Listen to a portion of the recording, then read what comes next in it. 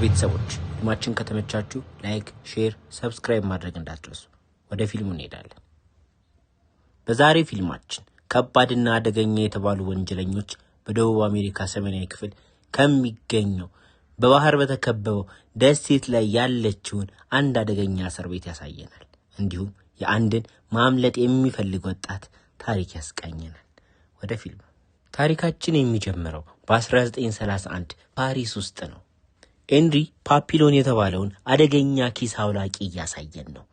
ኤንሪ ለማፊያዎች ሳይቀር አደገኛ የተባሉ ከባድ ለመስረቅ አዳጋች የሆኑ ዳይመንዶችን ሳይቀር እየሰረቀ ያመጣላቸው ነበር። ኤንሪ ሁሌም ከሚሰርቀው ዳይመንድ ላይ ለራሱ ያስቀር ነበር። ነገር ግን አደገኛ የሆነው የማፊያዎቹ አለቃ ኤንሪ ከሰረቀው ዳይመንድ ላይ ለራሱ እንደሚወስድ ያውቅበታል። እናም ራሱ የፈጸመውን ግድያ ወደ ኤንሪ በማላከክ በከባድ ወንጀል ያጠምደዋል። እናም በዚህ ወንጀል ምክንያት ኤንሪ ፓፒሎን እድሜ ልክ እስራት ተፈረደበት። እናም እስራቱን የሚፈጽመው ይህ ፈረንሳይ በድሮ ጊዜ በምትጠቀመው ደሴቱ መሃል ባለው አደገኛ እስር ቤት በባህር በተከበበው ከባድ እስር ቤት ነበር። ሆኖም ግን ኤንሪ ፍርዱ ከተሰጠበት ቀን ጀምሮ ከባድ በጣም ከፍተኛ የሆነ የማምለጥ ፍላጎት ነበረው። እናም ወደ እስር ቤቱ እንደተዘዋወረ ሌላም ለማምለጥ የሚፈልግ አደገኛ የተባለ ሌላኛውን እስረኛ ጁሎትን ይተዋወቃል። ጁሎትም ለፓፒሎን ከዚህ ማምለጥ ከፈለጉ ከባድ በሆነ ገንዘብ እንደሚያስፈልጋቸው ይነግረዋል። ጀልባ ለመግዛት እንዲሁም ለጥበቆቹ በጣም ብዙ ጉቦ መስጠት እንዳለባቸው ይነግረዋል። እናም በዚህ እስር ቤት ከባባድ እስረኞች ሲኖሩ አብዛኞቹ ሀብታም ስለነበሩ የሚፈልጉትን ነገር ለማግኘት ብዙዎቹ ገንዘብ በየሰውነታቸው ውስጥ ይደብቁ ነበር። በዚህም እስር ቤት ሉዊስ ሌጋስ የተባለ አንድ ቀጭን ሰውዬ እንመለከታለን። ይህ ሰውዬ በጣም ሚሊዮኔር የነበረ ሰው ነው። እናም ሉዊስ ሌጋስ የሚባልን አሁን ወደ አደገኛ እስር ቤት የሚላክ በጣም ሚሊዮኔር እንደነበር ይነገራል። እንዲሁም የሀብቱ ዝና እስር ቤት ውስጥ ይወራ ስለነበረ ሁሉም እስረኛ ገንዘብ ይደብቃል ብለው ስለሚያምኑ ለራሳቸው ታርጌት ለራሳቸው እቅድ ለመጠቀም ሉዊስን የመግደል ትልቅ ፍላጎት ነበራቸው። ፓፒሎን ግን ግድያ መፈጸም ባይፈልግም ሌጋስና ሌሎቹ እስረኞች ወደ ደሴቱ እስር ቤት ተጭነው ነበር። መርከብ ላይ እያሉ ፓፒሎን በድብቅ ሌጋስን ቀርቦት ሌሎቹ እስረኞች እያሰቡት ስላለው ነገር ነግሮት ያስጠነቅቀዋል። እናም ይህ እንዳይደርስብህ እኔን ክፈለኝና ልጠብቅህ ይለዋል። ሌጋስ ግን አይሆንም፣ ፖሊሶች ይጠብቁኛል በማለት የፓፒሎንን ገንዘብ የማግኛ መንገድ ውድቅ ያደርግበታል።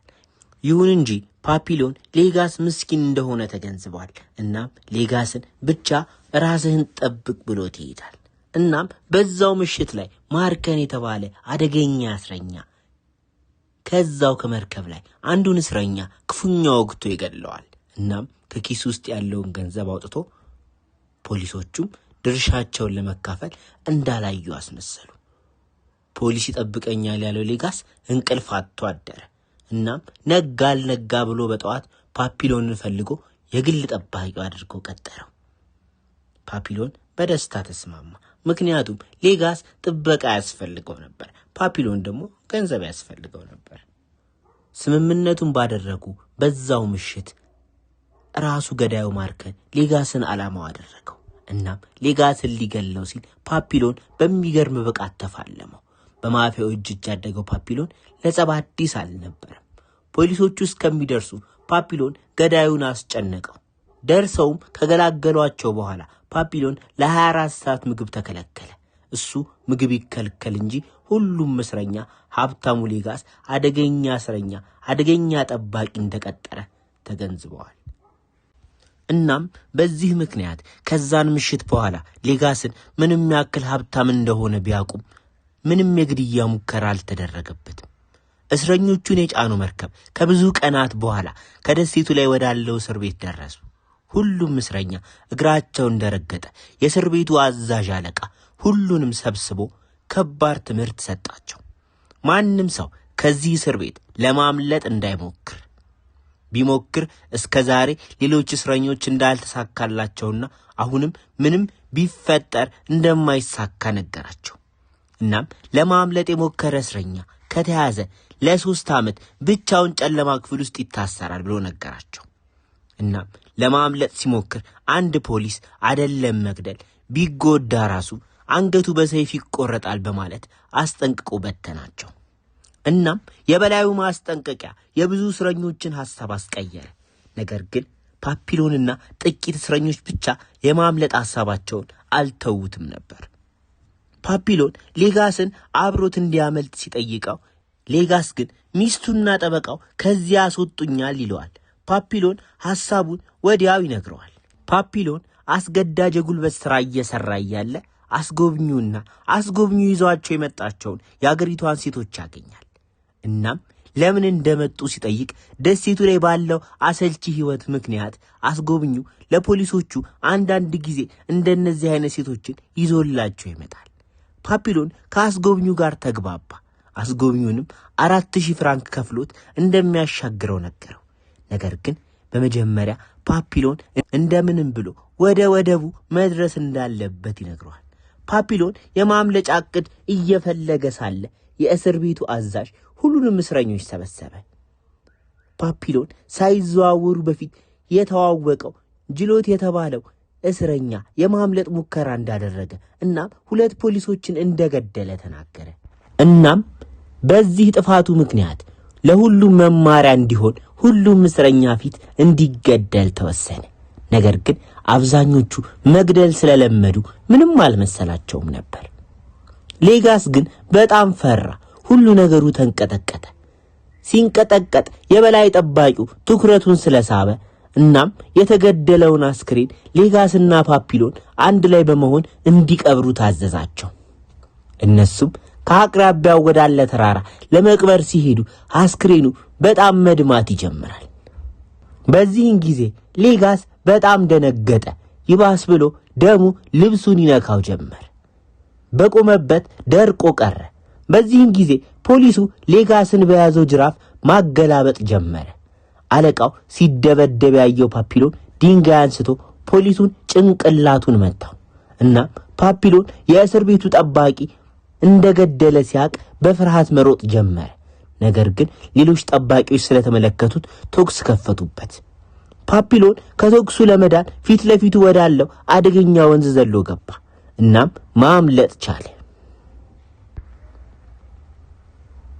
ከዛ ቦታ ለመሄድ መርከብ እንደሚያስፈልገው ያውቃል። እናም ወደቡ ላይ ወዳለው አስጎብኚ ሄደ። ደርሶም ተገናኘው።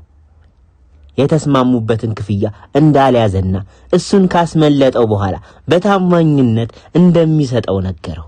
አስጎብኙም ተስማማ። እናም ፓፒሎን ወደ ጀልባው ሊገባ ሲል ያላሰበው ነገር ተፈጠረ። በርካታ ፖሊሶች በድንገት ከጨለማ ውስጥ ወጥተው ያዙት። አስጎብኙ መጀመሪያ ከአዛዡ ጋር ጉቦ ስለተቀበለ ነበር። እናም ፓፒሎን በፍጥነት አዛዡ ጋር ቀረበ። እንደ ዕድል ሆኖ በድንጋይ የመታው ጠባቂ አልሞተም ነበር። አዛዡ ፓፒሎንን ላለመግደል ወሰነ።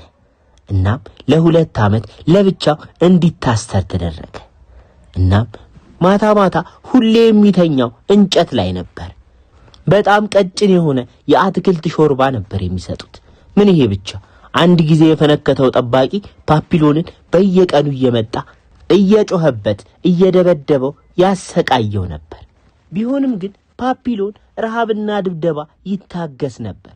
መታገስ ያቃተው ጸጥታውና ዝምታውን ነበር። ያለው አንድ አማራጭ ብቻ ነበር። እሱም ቀናቱን ብቻ መቁጠር። እንዲህ እየተሰቃየ ከ2 ወር በኋላ ያልጠበቀውን ነገር አገኘ። ጠባቂው ምግብ ሲያመጣ ግማሽ ኮኮናትና ሁሌ ኮኮናት እንደሚያገኝ የሚገልጽ ፊርማ የሌለበት ወረቀት ነበር። ፓፒሎን ወዲያው ሌጋስ እንደሆነ አሰበ። ገንዘብ ስላለው ጉቦ ከፍሎ እንዳመቻቸለት ገባው። በጣም ተደሰተ እና በድጋሚ የማምለጥና የህይወቱን የማቆየት ፍላጎቱ ተቀሰቀሰ። እናም 2 ዓመቱን ለመጨረስ ቆርጦ ተነሳ። ስፖርት መስራትና ነቃ ማለት ጀመረ። ነገር ግን ደስታው ብዙ አልቆየም። አንድ ቀን ለፓፒሎን ምግብ ሲቀርብለት ባልዲውን ያዘ። እናም የተደበቀውን ኮኮናት አገኘው እና በጣም ተናደደ። ጉቦ የተቀበለውን ፖሊስ እዛው ፊት ለፊቱ ፓፒሎን በር ላይ ገደለው። ደሙ ወደ ውስጥ በበሩ በኩል እየገባ ነበር። ፓፒሎንን ተመለከተው። እናም ወደ ፓፒሎን በመምጣት በየቀኑ ግማሽ ኮኮናት እንዲያገኝ ያደረገውን እስረኛ ጉቦ ሰጪውን ጠየቀው። ፓፒሎን ግን ጓደኛውን መክዳት አላሰበም። አላቅም ብሎ ተናገረ። የበላይ ጠባቂው በጣም መበሳጨት ጀመረ። ይባስ ብሎ ከትንሿ የፓፒሎን ምግብ ላይ በግማሽ እንዲቀነስ አዘዘ። ለ3 ወራት ያክል ተሰቃየ። ከዛ በኋላ በጣም በደከመ ሰዓት ጠባቂው የስጋ ሾርባ ይዞለት መጣ። እናም ጉቦ የሰጠውን ሰው ከተናገረ በየቀኑ የስጋ ሾርባ እንደሚሰጠው ቃል ገባለት። ነገር ግን ፓፒሎን ጭራሽ ኃላፊው ያመጣውን የስጋ ሾርባ ለራሱ አቅምሶት አልናገርም አለው።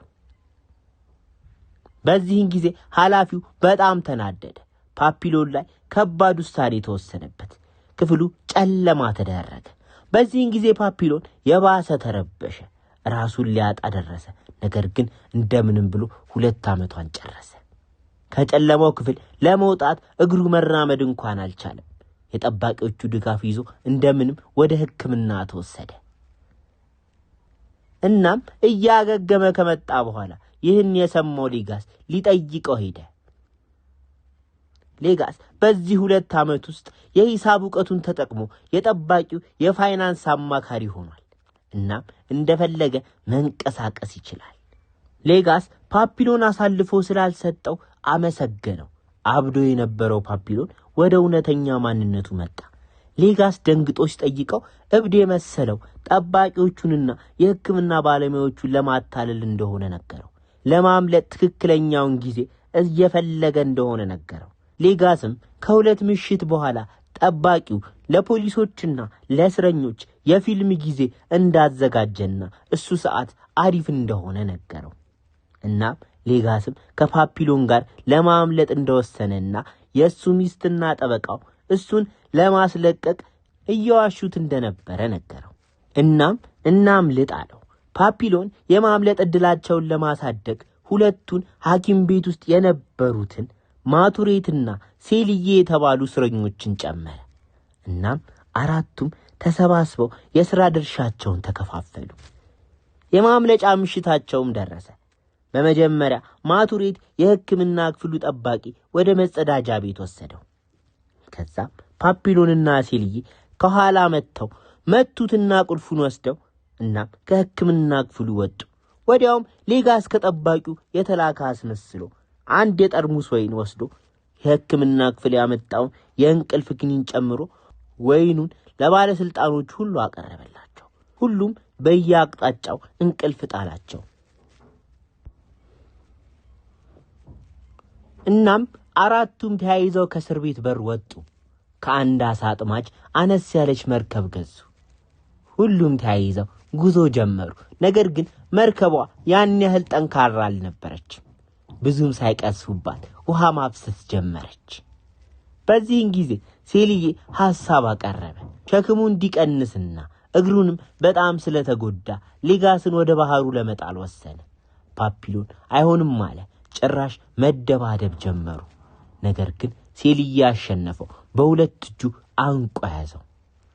ፓፒሎን ሊሞት ደርሷል። ሌጋስ ለራሱ መጠበቂያ ያዘጋጀውን ቢላዋ አውጥቶ ሴልዬን ወግቶ ገደለው። እናም ወደ ባህሩ ጨመሩት። ክብደቱ ሲቀንስ ውሃውን ማፍሰስ አቆመ። ለጊዜው ቢሆንም ችግሩ ተቀረፈ። ትንሽ እንደሄዱ ግን ከባድ አውሎ ነፋስ መጣ። እናም ታግለው ራሳቸውን ሳቱ። እናም ሲነቁ በጣም ደነገጡ። የአካባቢው ሴቶች እንዳተረፏቸውና ሌላ ደሴት ላይ እንደሚገኙ ነገሯቸው። በዚህን ጊዜ ደስተኛ መሆን ሲጀምሩ የእስር ቤቱ ጠባቂ መኪና ሲመጣ አዩ። ለማምለጥ ተያይዘው ተነሱ። ሴቶቹ ያመለጡ እስረኞች እንደሆኑ ስላወቁ ጠቁመውባቸው ነበር። ማቱሬት ለማምለጥ ሲሞክር ፊት ለፊታቸው ተገደለ። ፓፒሎንና ሌጋስ እጅ ሰጡ። ወዲያው ወደ እስር ቤቱ ተመለሱ። እናም ፓፒሎን ያመለጠው ለሁለተኛ ጊዜ ስለነበረ ለ5 ዓመት ለብቻው ታሰረ። ሌጋስ ደግሞ እስረኞች ለብቻቸው ወደሚተዉበት ወደ ዲያብሎስ ደሴት ተላከ። እናም በጣም ረጅም 5 ዓመታት አለፉ። የፓፒሎን ጸጉር የ60 ዓመት ሰው ይመስል ሽበት በሽበት ሆኗል። የበላይ ጠባቂው አሁንም በፓፒሎን ቅጣት አልረካም።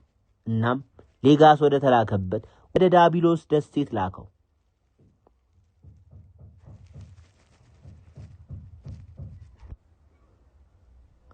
ደሴቷ ጠባቂ የሚባል የላትም። ነገር ግን ማምለጥ አይችሉም። ተፈጥሮ ራሷ ይጠብቃቸዋል። በሻርክ የተከበበች ደሴት ስለሆነች የሻርክ ራት ነው መጨረሻቸው የሚሆነው።